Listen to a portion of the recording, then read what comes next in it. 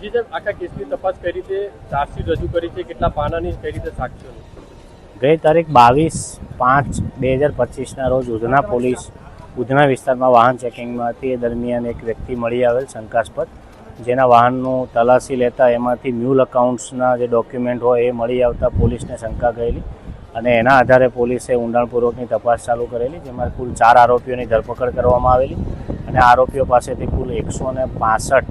Bank account મળી આવેલા, જેમાં એના ટ્રાન્ઝેક્શનો ચેક કરતાં કુલ્લે 1550 કરોડ રૂપિયાના ટ્રાન્ઝેક્શન હતા. જેમાં ઊંડાણપૂર્વકની તપાસ કરતાં આ આરોપીઓ સાથે RBL બેંકના કુલ 8 કર્મચારીઓ જે સંકળાયેલા હતા અને અલગ અલગ લાભ લઈ, નાણાકીય અને અન્ય લાભ લઈ અને આ ખાતા ખોલવામાં તેઓને મદદ કરતા હતા. જે તમામ તપાસ કર્યા બાદ કુલ્લે 88 દિવસની તપાસ કર્યા બાદ પોલીસે ઉપરોક્ત 4 આરોપીઓ જે છે એના વિરુદ્ધમાં આજે ચાર્જશીટ કરી છે અને કુલ 1,50,000 જેટલા પાનાની ચાર્જશીટ કરવામાં આવી છે. કેટલા સાક્ષીઓ, કયા મહત્વના પુરાવા?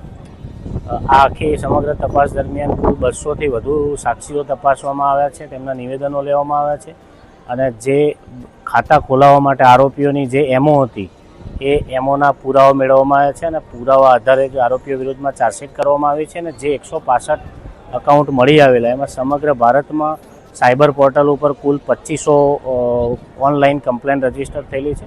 જેમાં ગુજરાતમાં 265 છે અને સુરત સિટીમાં કુલ 37 સાયબર પોર્ટલની કમ્પ્લેન પોલીસને તપાસ દરમિયાન મળી આવેલી છે.